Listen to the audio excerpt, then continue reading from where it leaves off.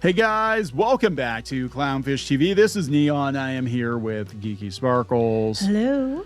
And man, heads are going to roll, I think, at CBS News and at Paramount. We're going to talk about the Bari Weiss situation going from bad to worse, I guess, depending on how you look at it. If you're working there. It's not bad to worse. It's, good if for you're most working people. there, if you've been there for a while and you're not doing your job, it's going to get worse for you. We're going to talk about her stunning the people at 60 Minutes. And we're also going to talk about these layoffs coming to Paramount. They're going to gut Paramount like crazy. Next couple of weeks are going to be mass layoffs. Yeah, I think they said they think it's going to start around October 27th, so in about a week.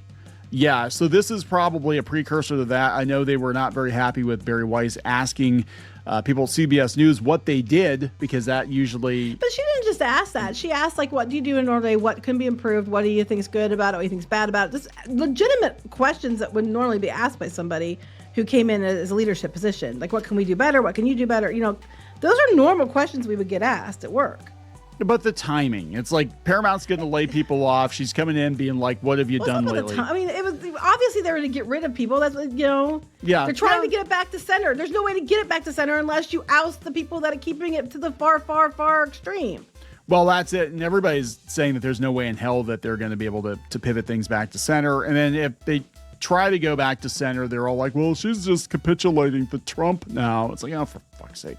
So we're gonna talk about that. We're gonna talk about the layoffs. And I just, right before we started recording this, I got a note from a friend who said that he is hearing that Nickelodeon's already canceled some of their shows, including the new Teenage Mutant Ninja Turtles, and that people are getting laid off already at the animation studios. So it's already begun. So we're going to talk about all of this. Before we get into it any further, please subscribe for more pop culture news, views, and rants, guys. You'll get a woohoo if you do. Woohoo! Maybe we'll just talk about the layoffs first, because that's kind of the bigger picture, and then we'll talk about, get a little more granular and talk about CBS News. So Paramount job cuts are coming earlier than expected. They said they're going to discuss the company's Q3 results on November 10th. As such, they're expected to move up its reduction in work and its workforce to the week of October 27th. Yeah, so they basically want to lay everybody off before they have the earnings call. Like, things are bad. Yeah, but that's exactly okay. We just fired a bunch of people. We'll be fine. Yeah, exactly what's going on. That's what they always do. Disney does that too. They all do this. They're like, hey, don't worry, guys. I know it was really bad, but next quarter, we're not going to have nearly as many people to pay. So we're good. Yeah, they spin it a little better than that, but yes. Yes. Originally, Paramount layoffs were expected to begin in early November, with 2,500 to 3,000 positions impacted. We understand that for stateside employees, that number could be around 2,000, with overseas cost savings still being calculated. The pink slipping in late October is only the first round, with layoffs continuing through the end of the year. Yeah, Merry Christmas. That's what they do for Disney too. And it sucks. They always do it at the end of the year, but yeah, it is what it is. So they want to make sure it's, that you hate the Ellisons, David Ellison, Larry Ellison, right-wingers that are going to have control of TikTok here pretty soon too. David Ellison run corporation previously announced it was eyeing about $2 billion in cost savings post-merger. Skydance purchase of Paramount closed on August 7th. They really didn't waste any time, right? No. Well, why would you? If you're hemorrhaging money and you have people running amok, why would you wait? Well, here's the thing too. Like, you look at the difference between the number of employees at Paramount and Skydance. Paramount has 18,000 employees. Skydance has 2,000, under 2,000. They're going to try to get Paramount down to something resembling the Skydance numbers. Probably. I don't think they're going to go that low. No, but I could see them. You can't go that low with the company. Cutting half the staff they have. I could see them doing that. They cut a lot. And they're already, again, this is a rumor. I can't confirm it, but this guy does know people over there saying they're already starting to cut a bunch of shows at Nick, and they're cutting back at Nickelodeon. So they're going to be laying people off all over the place. We don't want a company that has layoffs every quarter, said Jeff Shell. We know that. And now this is on top of them preparing their $60 billion bid for Warner Brothers. So not only are they going to lay off at Paramount, if they buy Warner Brothers, well, they could be looking at that too. Like, if we get Warner Brothers, we're going to get a lot of people from Warner Brothers too. So now we got our pick. We can keep these Paramount people that have been not performing very well because we're in a piss poor state. That's why we bought Paramount. Or we can take some of these people from Warner Brothers, get rid of redundancies. And that means a whole bunch of people at Warner Brothers are probably going to lose their jobs too. I mean, that's just if they can get hold of it. I mean, that's a big one. I think there is a better than average chance. I think so too, but I'm just like they're gonna have to comp a lot of money. If they comp a lot of the money, then they'll do it. I don't think Warner Bros. Necessarily is worth as much as they're gonna want, but yeah. Yeah. So Bari Weiss again is making headlines here for just doing her job. If it were anybody else, I'll tell you the truth. If it were anybody else, they wouldn't be scrutinizing them as closely as they are Weiss. They really don't like Bari Weiss and. They really don't like Bari Weiss. And yeah, the thing it's funny because you've come from journalism, so you've been following Bari Weiss for a long time. It was not like you're just now speaking about Bari Weiss because the CBS thing. You've mentioned Bari Weiss several times in our videos over the years because it's somebody you've been following for years, not just because of this new CBS thing, like some people.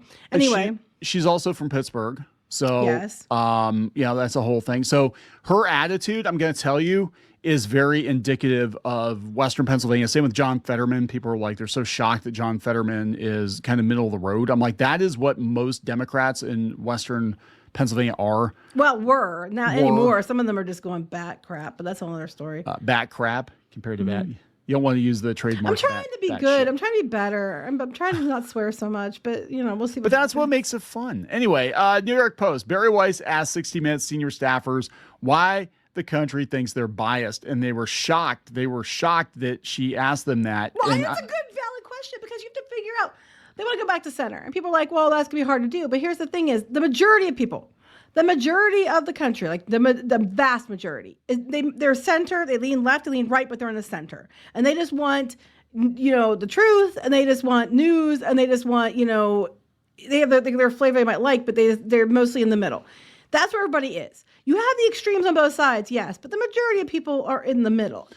This is what's wild. 10 years ago, this photograph would have been lauded. We have a gay Jewish woman, her wife and her sister running a scrappy startup media company that winds up going to the top and taking over CBS News. This would have been like, yes. Oh my God, guys, this is America right here. This is woman power.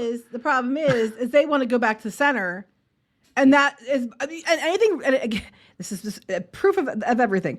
Anything a little bit right of far left is considered alt-right. We're talking center, but that's alt-right, guys. Okay, this is how mentally stunted these people are.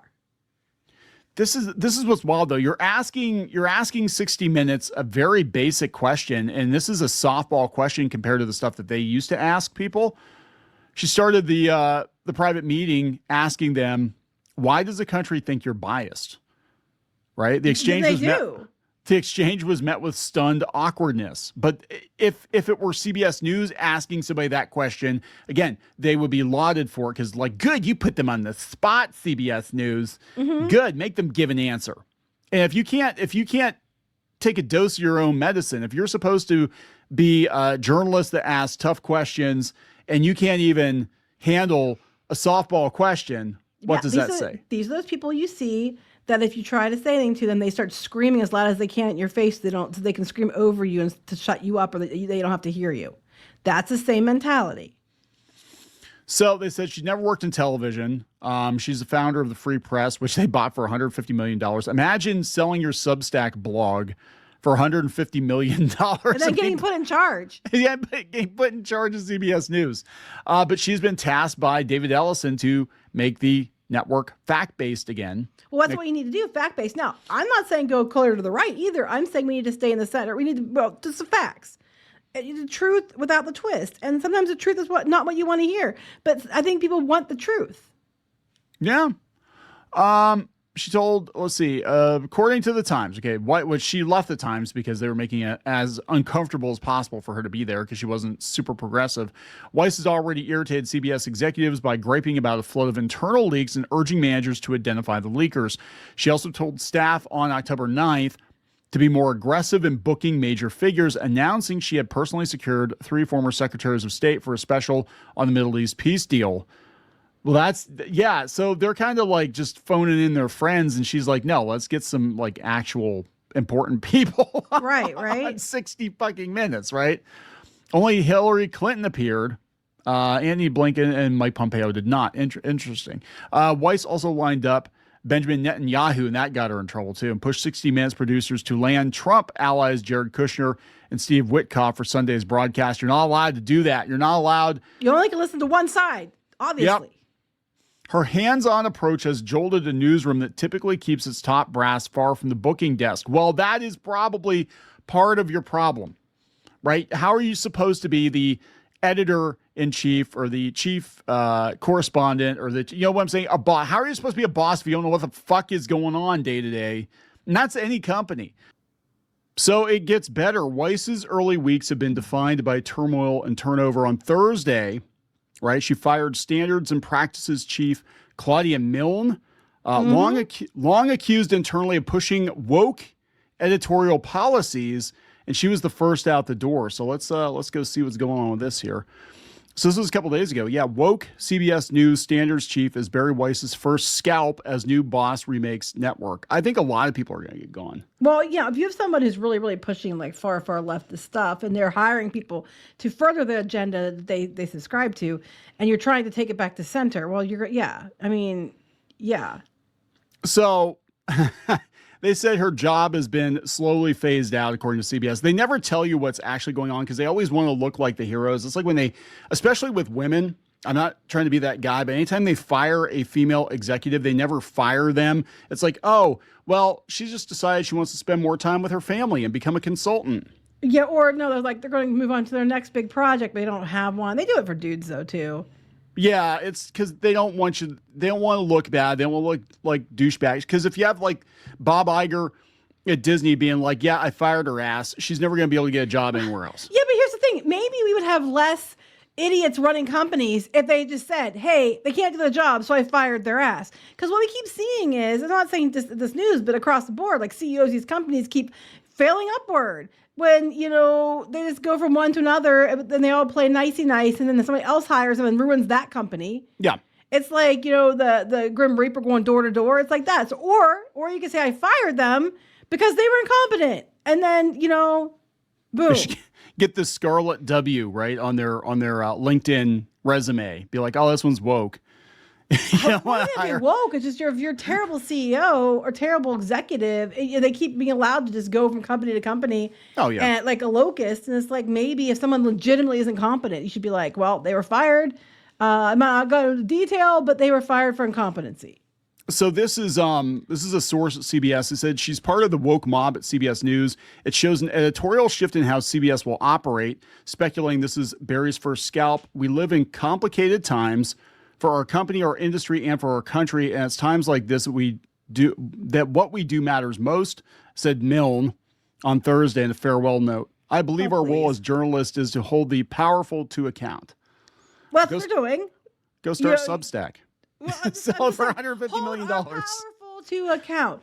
Yes, but I notice how that's always on their side, but never when it's against them. Because if they have a position of power and they're being held to account, that's just unfair. But if they need to tell everybody else to go hold her to account, and it's like, no, see, that's not how this works. CBS declined to comment. So, yeah, as previously reported, Milne and then News Division President Ingrid Cyprian-Matthews banned staffers from using the word transgender when reporting on the Nashville shooting. Well, that's not news. I mean, that's, what I'm saying? No, I'm saying that they're deliberately, okay, so let me get this straight. Omitting facts to make certain people look better. Yes. For narrative. And I'm like, why do people not trust you? Why do people feel you have a bias? Well, there you go. Well, I mean, the same news outlets that were shocked when, Trump won again, and they were out there telling everybody that was going to be Harris, and then everybody didn't trust them anymore. And they're like, why? So Milne spent 15 minutes telling staffers not to report on Hale's sexual identity, gender identity, because it may not be relevant to the shooter's motive. But if it were a straight white man, it'd be like, look, another toxic male shooter. Mm-hmm. Of course it is. And they had a Republican bumper sticker. So they're a Republican shooter. Mm-hmm. And that's exactly what they would do. This is the CBS Insider. They said it's absurd because the police identified Hale as transgender. The cops didn't address it. Maybe you could avoid it. But withholding information is not journalism. No, it's about making people look good, protecting certain people. It's about having a certain bias and narrative and bringing all your friends in with the same bias and narrative to try to make it look like that, that's the truth when it's not. So she was also the one who blocked CBS from interviewing Elon Musk in 2023. Oh, yeah. I forgot about that. Yeah. Wow. Yeah. So, clearly a problem, right? They said, the interview opportunity landed with a thud. Harrods recounted on X because Musk wanted to do it live. Yeah, he wanted to do a live interview where they couldn't edit anything and they wouldn't do it. I remember that. CBS executives said they would rather pass on the session than hold it live because they were worried about what Musk was going to say, according to the former investigative reporter. They couldn't control what they had him say. Yeah, isn't that the point of journalism? That's just it. If he's willing to do it live. Because most people won't. They want it edited and polished. Yeah, and they're people are going to tune in because they want to hear what he has to say. And he's responsible for his words, not CBS News. But they don't want to offend people. They don't want to, oh, my God, we're giving Nazi a platform. Oh, my God, guys. Oh. I mean, this is ridiculous. This is kind of the state of things. People are like, oh, my God, the Trump administration's going to war with journalists. I'm like, well, when most of the journalists fucking lie about everything. You're omitting important things because it doesn't look good for your position instead of just telling the truth. The news, and I'd say education and several different professions, and like you see people making threats against people, big patients in the medical field and stuff. If I knew you're a Trump supporter, I would do blah, blah, blah. It's like your job isn't to let anybody else know what your political bias is. Your job isn't to promote political bias. Your job is to focus on your job, focus on facts, focus on, like for a teacher, you teach facts, not your political opinion. For a journalist, you're going to report on the facts. And you know what? Sometimes it might not go the way you want for your party, but that's not your job. Your job isn't to insert your politics and everybody else. Your job is to tell the truth and just report the news. And journalists have forgotten this. And when the fact that she had to ask them flat out, why do people think you have a bias? Yeah. Well, why? Jeez, oh man, I can't imagine. Fair. Can't imagine why. This is coming from The Hill. This is an op-ed piece, but they said Bari Weiss aims to create a fair, factual CBS culture. Good luck with that. Yeah, but it's a lofty goal, to be sure. Yeah, but they said that the reason she's a threat was she was an editor at the New York Times and was critical of the paper's woke culture. She was attacked by colleagues for expressing ideas outside the liberal mainstream. Said colleagues called her a Nazi and a racist. She's a Jewish woman. Come on. We've had this happen to us too. You don't like a cartoon, it's because you're a bigoted whatever. You don't, you're an alt-right Yahtzee because you didn't side with me on Star Wars. I got called internalized misogynist by a dude because I didn't agree with his take on Ray Palpatine, that is. And stuff like that. And it's ridiculous. It's basically like they had a joke. Everybody don't like Hitler. Everybody disagree with this Hitler because in their mind, because they're so pea-brained, that they figure if they just do that and in their head they can discredit you as a bad person, and then they have the moral high ground, and that they can just go on because you're just a pissant. I don't have to think about you twice because I labeled you, but you have to respect their labels. Now, this is really interesting because everybody's freaking out. They're calling it doomsday, and they're talking about Dan Rather. Like, well, Dan Rather said that Dan Rather hasn't been really that, important for a long time. Well, it's interesting. This is Bernard Goldberg, who used to work with Dan Rather.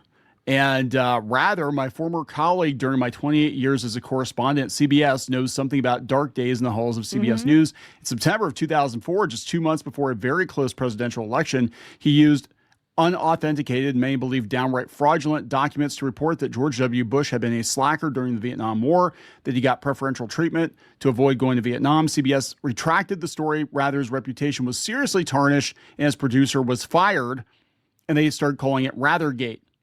Okay, but the producer got fired because he went and ran with that. The producer might, I don't want to say they didn't know. They probably did know. But I'm just saying he didn't care if the other person got fired, but he got saved. Yeah, so Rather, who said he was like flying around in a helicopter. I know, wasn't that him? I was going to say, isn't that him that said that? Is it him? Yeah, not exactly a bastion of journalistic integrity. And so of course he's pissed. It's not him. But yeah, Bernard Goldberg said, Bari Weiss, you're going to need all the luck you can get. Good luck. Emmy Award winner. Yeah. So, he knows his stuff, right? Journalism's dead, effectively. Well, they're trying to revive it, but unless everybody can agree to go back to facts without feelings, it's not gonna No. happen. And you have people like on top of the whole, even if you have the best of intentions, a lot of these networks are owned by companies that have strong political bias in their leadership, and they will push for political bias often. So even if you don't want to do that, they're gonna push for it. Yeah. But the fact is, the public doesn't want that. They want, they'll go for whatever has more of their flavor, but they still want mostly the facts. Yes. They don't want to be caught off guard and be given the wrong information. All right. So we're going to wrap this up. Yes. It's going to be very interesting. Again, we're going to keep an eye on the Paramount situation. A lot of people are going to get laid off here within the next couple of weeks. Shit's going to get real. And it's not even Tuesday, right? So, yeah, no, not yet. Please subscribe for more pop culture news, views, and rants. We'll talk later. Bye. For more pop culture news, views, and rants, go to news.clownfishtv.com. That's news.clownfishtv.com.